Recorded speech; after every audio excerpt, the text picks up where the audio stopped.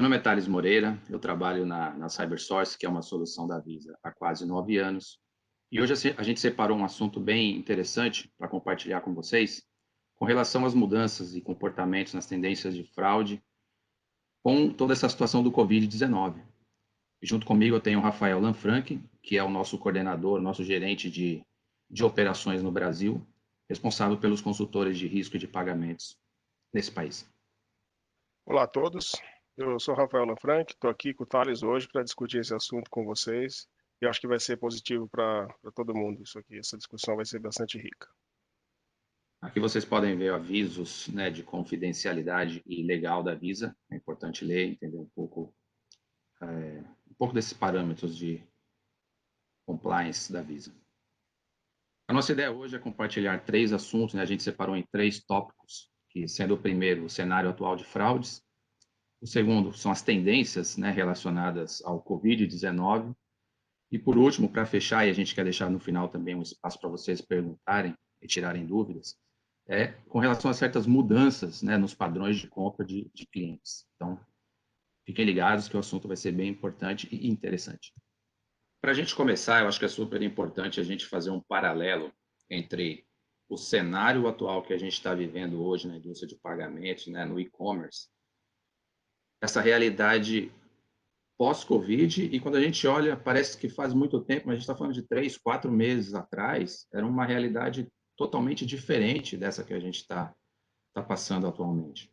Então, assim, alguns comércios tiveram que se adaptar de uma forma, eu diria, super rápida a uma nova realidade. Por exemplo, quem tinha lojas físicas e que foram obrigados a fechar esses estabelecimentos, tiveram que entrar num cenário de e-commerce, onde, se ele já estivesse caminhando nessa estrada, pode até ter sido uma adaptação um pouco mais facilitada, vamos colocar dessa forma, mas, ao mesmo tempo, isso é uma novidade para muitos comércios. Então, acho que isso é importante a gente fazer esse paralelo. E algumas indústrias, por exemplo, se eu tinha um índice de fraude de 1.000 dentro de um volume de 100 mil, eu tinha, no final, 1%, mas, de repente, esse volume de 100 mil hoje, ele caiu para 50%.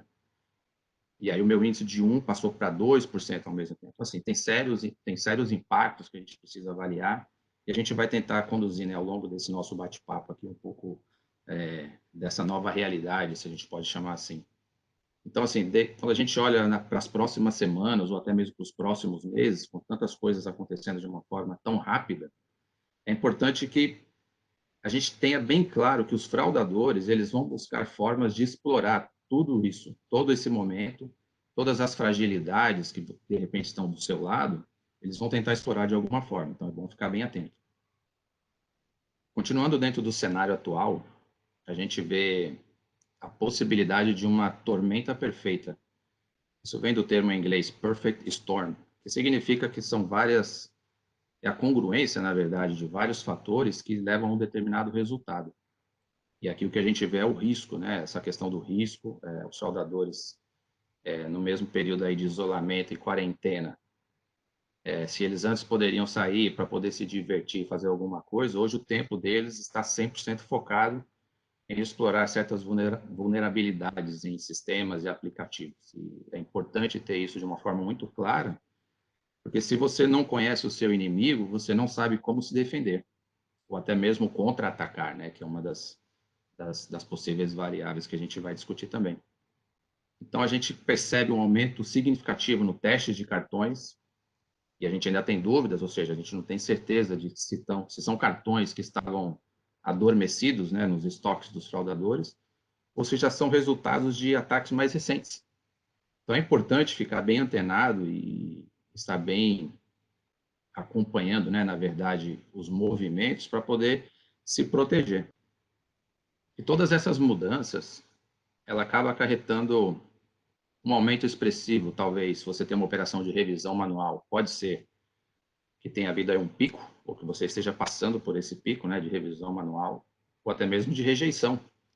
Existem sérios fatores que estão levando a uma mudança de comportamento, né? E a gente pode, um clássico que a gente tem visto desde toda essa discussão que se iniciou com o Covid-19, é a entrada de novos clientes no e-commerce. pessoas que até então não tinham esse costume, elas agora passaram a ter o e-commerce, né, ou a compra pela internet como a única solução. Então, assim, é algo que a gente precisa levar em consideração. Em alguns comércios, né, o índice de transações baixou muito, enquanto em outros teve um aumento extremamente significativo. E agora, ou seja, quando você não sabe como navegar por esses mares, se a gente puder colocar dessa forma, você pode também sofrer certos impactos na questão de chargeback, ou seja, começar a entrar aí nos radares dos programas de monitoria das bandeiras. E dentro dessas discussões que a gente está tendo, eu gostaria de chamar a atenção, por exemplo, para a indústria de turismo e entretenimento. Essas duas indústrias foram afetadas de uma forma muito mais, eu diria que crítica, né, por todas essas limitações que a gente está tendo de viagens, restrições, isolamento e etc. E a gente vê, são notícias públicas, né, e não somente no Brasil, a gente tem no Brasil exemplos claros aí de grandes companhias aéreas que estão com cerca de 95% de suas frotas paradas, ou seja, os aviões estão angarados, estacionados. Isso é algo que nos faz, né, ver a realidade, né, de algumas das indústrias, que eu diria que é positivo em tudo isso, é que a Visa, por exemplo, ela está flexibilizando, né, de certa forma, os seus programas de monitoria. Então é importante que você trabalhe de uma forma muito próxima com o seu adquirente, vai estar sempre antenado, né, nessas movimentações, o que está acontecendo, como que as bandeiras, né, têm atuado para ajudar ou para, pelo menos, diminuir um pouco esse impacto. E a ideia é ter certa flexibilização aí para que todos possam navegar durante esse período um pouco turbulento, né? E para encerrar essa primeira parte, gostaria de trazer também aqui já tem uma novidade, né? Muitas das soluções que a gente tem visto surgir no mercado ultimamente, elas têm se apoiado, eu diria que 100% eu diria numa aproximação, né? Ou como num approach baseado em machine learning e inteligência artificial. E aí a gente vê de uma forma muito clara, né? Eu diria até que infelizmente, que uma situação tão atípica como essa pandemia, isso não foi previsto em nenhum dos modelos. Então, a gente gostaria de reforçar que é importante, né, não somente ter algo específico com relação a machine learning, inteligência artificial, que também é um dos fundamentos da nossa solução, mas também a gente acredita que o melhor approach é aquele multicamadas. Ou seja, eu tenho uma parte que é baseada em machine learning, inteligência artificial, mas eu também tenho um motor de regras. A CyberSource dispõe através do Decision Manager, o que a gente chama de replay, é com base em dados históricos, eu testar uma estratégia com uma certa previsão de futuro. Então, ou seja, se a gente tem essas multicamadas, eu poderia também incluir aí as nossas integrações com os nossos parceiros, como Emailway, Ekata, Credilink no Brasil. E tudo isso, eu acho que te capacita a ter uma estratégia mais robusta. Obviamente, toda essa parte, né, dos algoritmos de inteligência artificial e machine learning, eles serão ajustados ao longo do período. Mas numa situação tão atípica como uma pandemia, o que a gente tem visto é as coisas estão mudando de uma forma tão rápida que eu não sei se na semana que vem o que eu tenho de solução hoje ela vai estar funcionando de uma forma bem azeitada. Então, essa flexibilidade, essa capacidade de fazer ajustes durante o voo, né, usando aí um jargão do meio aéreo, pode ajudar a ter resultados melhores lá na frente. Então, eu acho que foi um ponto positivo, né? A gente conseguiu se adaptar de uma forma muito rápida. E aí depois a gente vai até trazer alguns exemplos mais práticos aqui, onde isso de fato contribuiu de uma forma bem dinâmica e específica a muitos dos nossos clientes. Então, com esse desfecho aqui, a gente fechou essa primeira parte. E aí eu gostaria de chamar o Rafael para entrar aí de uma forma mais rápida aí com a gente nessa segunda etapa, né? Que é a parte aí de tendências de fraudes específicas relacionadas ao Covid-19. Com você, Rafael. Obrigado, Thales. Realmente foram muitas mudanças, né? Hoje em dia, como você disse, né? Os cenários eles mudaram demais. Então, e o que está acontecendo hoje não necessariamente vai acontecer amanhã, né? Um belo exemplo que você deu aí foi a questão das viagens, né? Há algum tempo atrás era um dos setores que a gente enxergava muito ataque de fraude, né? E hoje em dia, com os volumes praticamente no chão, né? Então, o que a gente vê é que, assim, né? A detecção de fraude ficou, vou chamar de, entre aspas, mais fácil, porque ela se destaca muito entre as vendas boas, que praticamente não acontecem. Então, assim, esse negócio todo da Covid, da pandemia, também depende muito da região de que a gente está falando, né?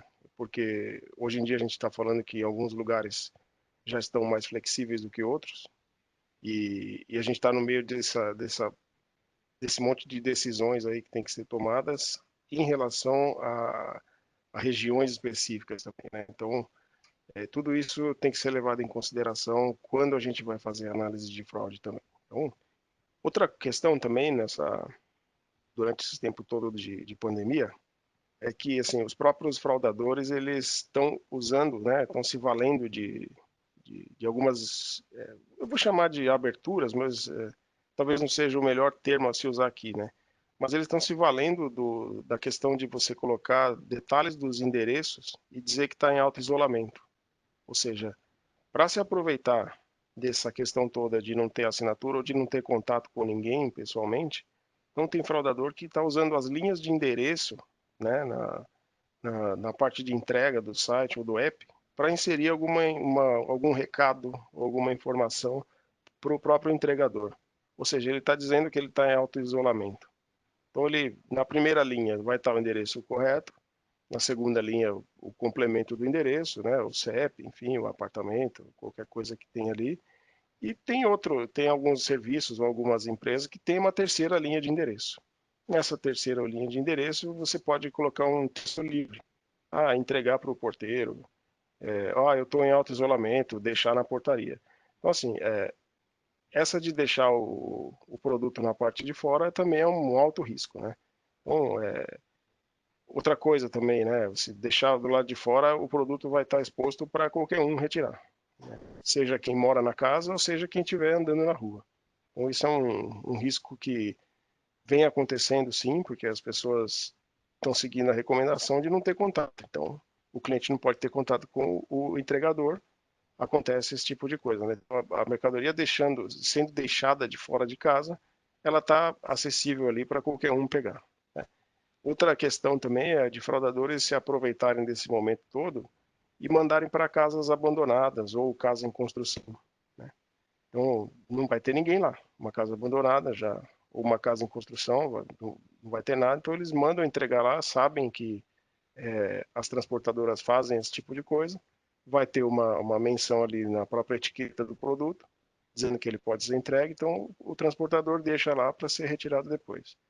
Uma outra tendência também é de ter pessoas na rua esperando, né, na proximidade daquele determinado endereço. E aí a pessoa fala, eu estou trabalhando aqui na casa, eu recebo aqui e tal. E na verdade é um fraudador que está ali na rua, que colocou uma entrega X para aquele local e é justamente o que ele queria, receber na rua sem ter problema nenhum, tá? Então, uma recomendação bacana que fica aqui é que assim, que se rastreie legal, né, de uma maneira bastante assertiva, buscar essas mensagens genéricas, né, ou essas mensagens que ficam, essas anotações que ficam nas etiquetas dos produtos, rastrear isso de maneira a localizar algum padrão aí. Então, isso é uma recomendação importante para se proteger desse tipo de ataque também. Outro ponto importante também, pessoal, o Thales falou um pouco antes aqui, né, dessa questão toda do crescimento de ataques de phishing, né, ou de tentativas de phishing. Então, isso tudo aliado a uma entrada muito grande de clientes ou de pessoas que não estavam inseridas no contexto de e-commerce, isso é bem importante e é bom sempre ficar bem ligado nesse ponto aqui, tá? Por exemplo, muitos clientes entrantes hoje em dia são idosos. Eu vou colocar o idoso como exemplo aqui, né? Mas, normalmente, é de se esperar que os idosos, eles não se familiarizem tanto com o e-commerce e que apreciem muito mais fazer suas compras de maneira física, né? Com essa questão toda, eles passam a ser grupo de risco, não podem sair de casa, e a única maneira de se fazer compras é o e-commerce para eles. E são pessoas que são mais alvos desse tipo de ataque. Ou seja, se uma pessoa que não está inserida no contexto digital recebe uma mensagem dizendo para ele que ele tem que entrar com, fornecer algum dado, que a pessoa é de uma instituição bancária, ou que é de uma loja, enfim, solicitando uma informação pessoal, ou seja, de pagamento, é bem provável que essa informação seja passada, de maneira mais inocente, vou dizer assim, mas que ela vai acabar chegando onde o fraudador queria, né? Então, assim, esse aumento de golpes ele está acontecendo, sim. Os fraudadores estão se valendo dessa questão de isolamento, mandando mensagens, pedindo dados. Então, esses golpes de roubo de identidade, né, ou de engenharia social, também estão aumentando bastante. E é sempre bom que a gente se proteja desse tipo de coisa e que essa mensagem chegue a todos que estão vulneráveis a esse tipo de coisa, né? Então, tem É, muitos. No Brasil teve até a situação dos ataques aí específicos com relação ao Corona Voucher, né? Como apelidaram aí a ajuda governamental, né? O benefício de R$ 600. Exato, exato. Então, ó, uma pessoa que está esperando receber uma ajuda governamental, recebe uma mensagem que é justamente o que ela queria ouvir. Então, quando isso acontece, né, então você une o útil ao agradável. E aí a pessoa, poxa, eu estava esperando aquilo sair. Ah, saiu. Ah, mas eu tenho que colocar aqui meus dados, eu tenho que fazer isso e aquilo.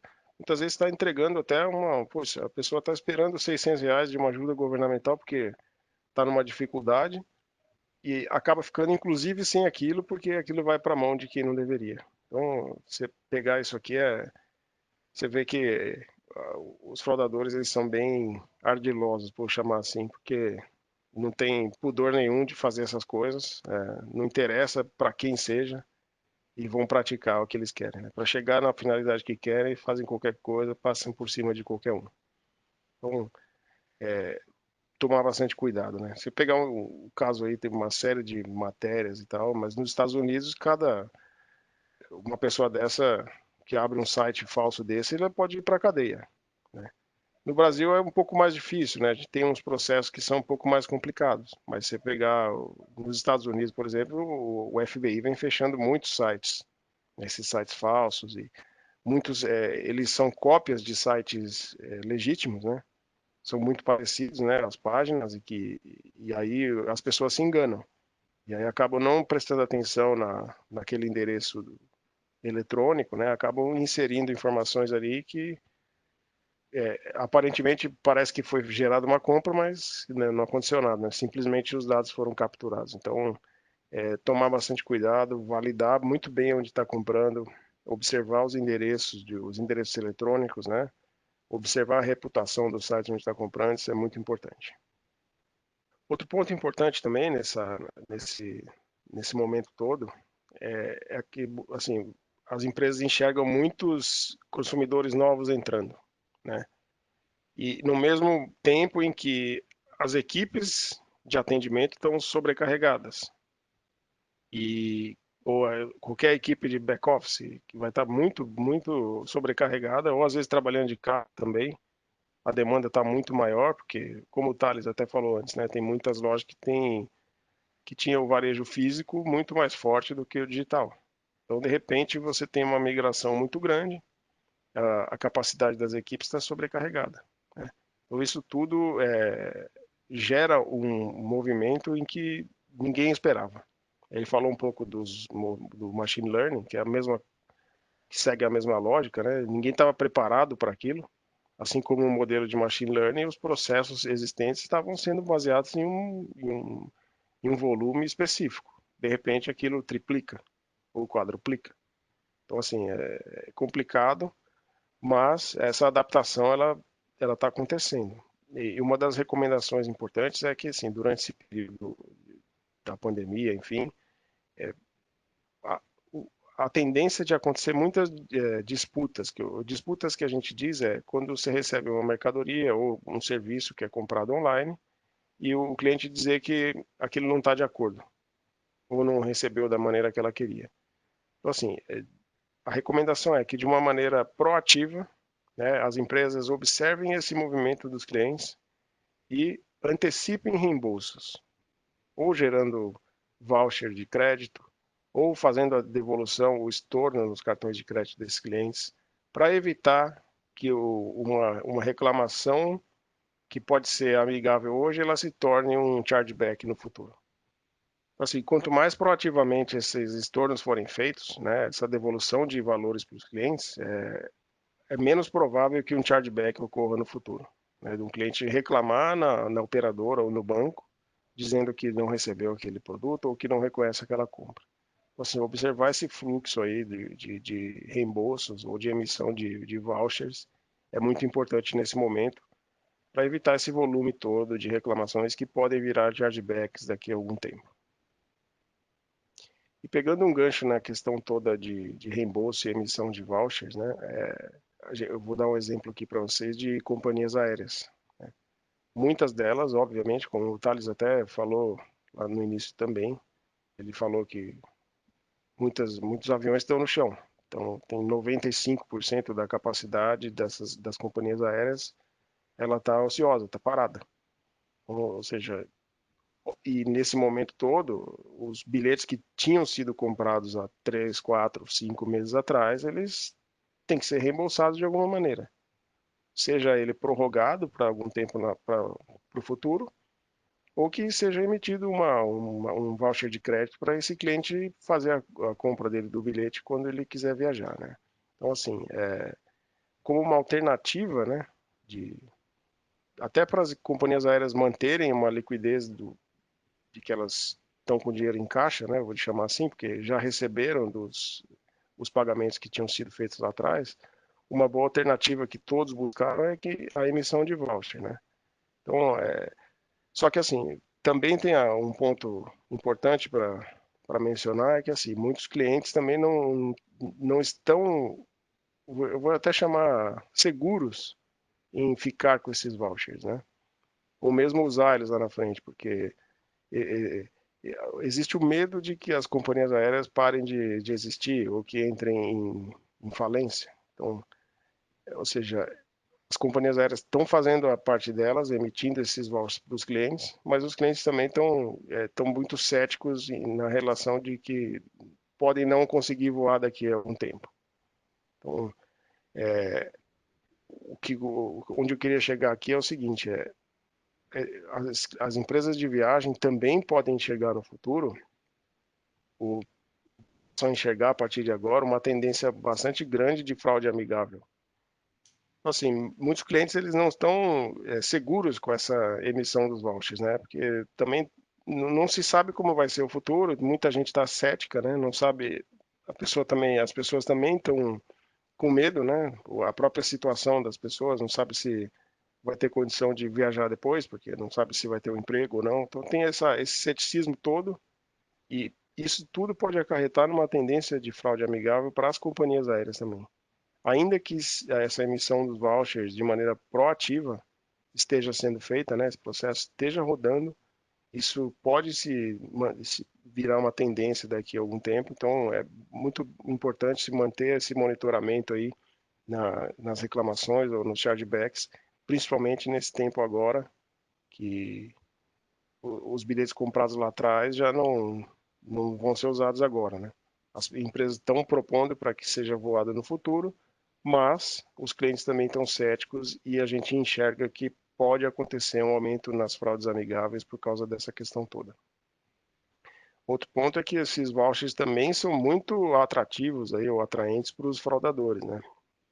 Então, é importante que os clientes, aqueles que têm as contas ou que têm um bilhete emitido, observem lá esses bilhetes nas companhias aéreas, porque esse negócio vale bastante na mão de quem está querendo fazer fraude, né?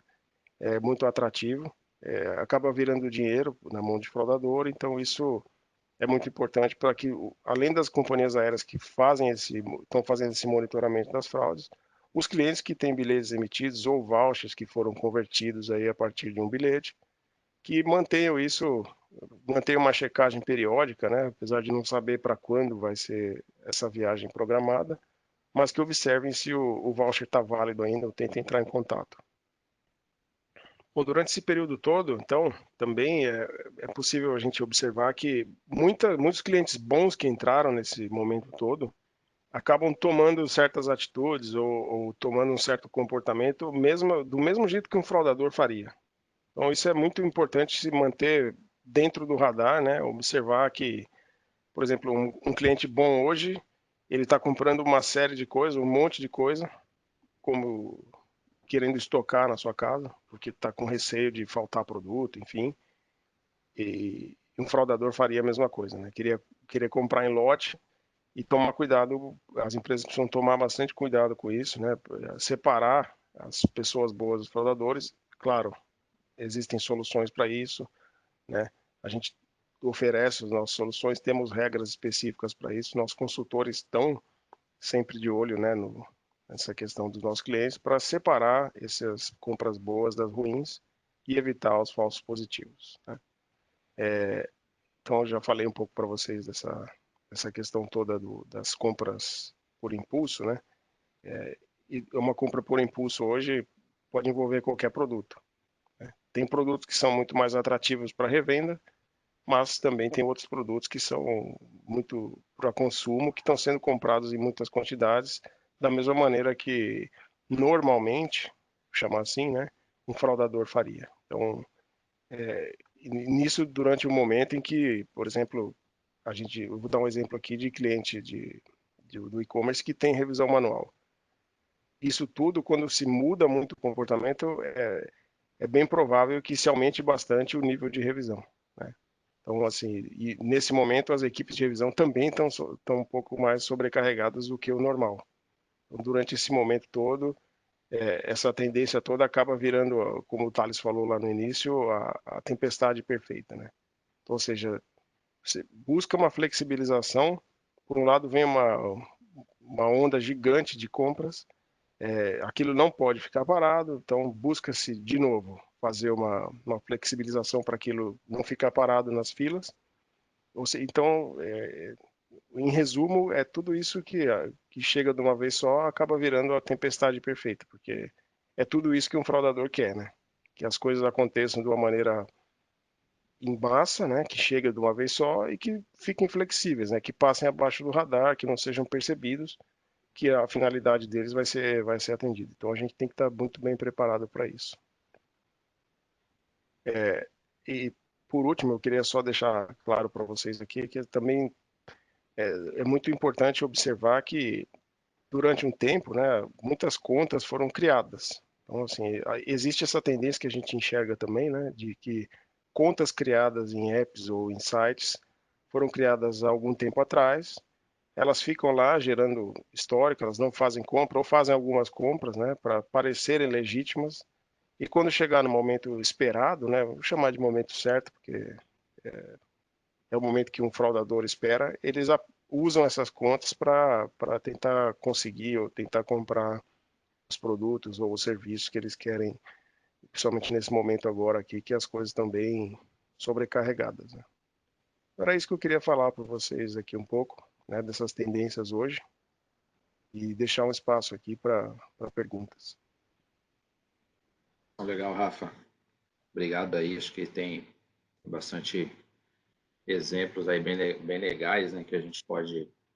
Gostaria até de reforçar um que a gente teve com um cliente nosso, uma rede de supermercados, onde, de repente, todo mundo se viu nessas compras incomuns, né, que a gente está falando, uma pessoa querer comprar todo o estoque de álcool em gel que eles tinham e papel higiênico também, que hoje parece piada, mas no primeiro momento esses itens simplesmente desapareceram, né, das prateleiras. Então esse cliente, ele junto com o nosso time, né, de consultores de risco, eles colocaram regras para limitar todas essas compras de itens básicos com relação ao Covid-19. Então, ao invés de ter um cliente só arrematando o estoque, ou comprando, sei lá, 1.000 frascos de álcool em gel, eles conseguiram limitar, não vou colocar aqui os números, mas vamos colocar um exemplo de 2 por compra, né? Então, através disso, eles conseguiram distribuir os produtos de uma forma bem mais equitativa. Eu acho que é válido isso daí também, é uma das capacidades que a gente tem. E aí, para finalizar, pessoal, só a gente quer destacar algumas mudanças que a gente tem percebido no comportamento, né? Que até então, de novo, né? A gente está falando, parece que é uma eternidade, mas a gente está falando de 3, 4 meses atrás, ou seja, muitos desses comportamentos mudaram. E aí, o que a gente quer destacar, por exemplo? Quando a gente está numa análise de risco, e a gente sempre, se você tem um produto físico, né? Se o seu e-commerce ele trabalha com alguma entrega de produto físico, a gente sempre avalia, né? Qual que é o endereço de cobrança e o endereço de entrega. Então, a partir do momento que essas pessoas que normalmente, né, compravam, ou seja, ou no escritório, ou compravam em casa, mas o endereço de entrega era o escritório, não era em casa, hoje esse número ele mudou para o outro lado, ou seja, eu compro, o meu endereço de cobrança ele é igual ao meu endereço de entrega. Essa é uma consequência. Só que ao mesmo tempo, ou seja, eu tenho muito mais transações que batem, né? Ou seja, se eu tenho uma tratativa para aquelas transações onde o endereço de entrega ele é diferente do endereço de cobrança, esse número ele reduziu. Só que em contrapartida, eu tenho clientes, ou seja, eu tenho, como que eu posso dizer, usuários da minha plataforma que passaram a utilizá-la para comprar para outras pessoas, por exemplo. Até recentemente, as pessoas tinham um aniversário, tinham uma festa, levavam o presente, entregava e cantava o parabéns. Hoje em dia já, ou seja, não existe mais a festa de aniversário, não pode ter aglomeração. Então, o que eu tenho que fazer? Se eu quero presentear um amigo, um parente, eu tenho que comprar e pedir para entregar no outro endereço. E aí, acho que é bem legal também, a gente tem visto, por exemplo, e não é nada assim impossível de imaginar, imagina um casal de idosos que tem 5 filhos, por exemplo. E aí, dentre aqueles 5 filhos, eles chegam num acordo e falam, ó, cada semana, cada um vai fazer a compra para o papai e para a mamãe. Então, de repente, você vai ver aquele endereço atrelado a 5 e-mails diferentes, 5 devices diferentes, 5 cartões diferentes. E são transações boas. Então, assim, é importante separar, né? Não somente, de novo, a questão do machine learning, inteligência artificial, mas tem que ter um trabalho, uma análise bem holística, né? Dessa situação atual, para poder aí calibrar, eu diria, sua ferramenta, os seus controles de uma forma bem interessante. Uma outra, e aí eu posso falar até como exemplo aqui da minha casa mesmo. Antigamente, aquela rotina, tinha que dormir cedo, acordar cedo, fazer o café da manhã, levar as crianças para a escola e de lá eu ia para o escritório. Isso não existe mais, ou seja, a gente está falando aí de uns 3 meses, ou quase 4 já, onde meia-noite ainda é cedo. E o que isso quer dizer, né? Muitas pessoas, quando dá meia-noite, 1 da manhã, terminou de ver um filme ou um episódio daquela série que ela está acompanhando, e se for algo bem agitado, o sono não vem, a pessoa acaba comprando, ou efetivando aí um pedido, né, uma compra online, 2 da manhã.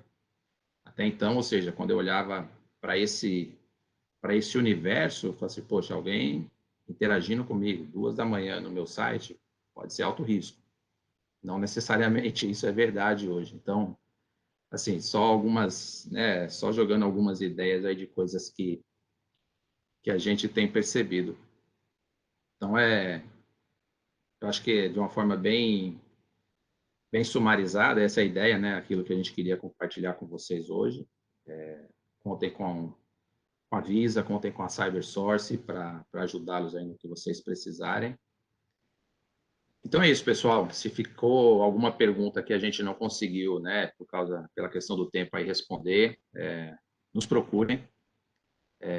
Antes de qualquer coisa, né, muito obrigado por terem ficado esse tempo com a gente, por terem participado. E de coração a gente espera que tenha sido válido, que vocês tenham tirado aí algum proveito de tudo isso.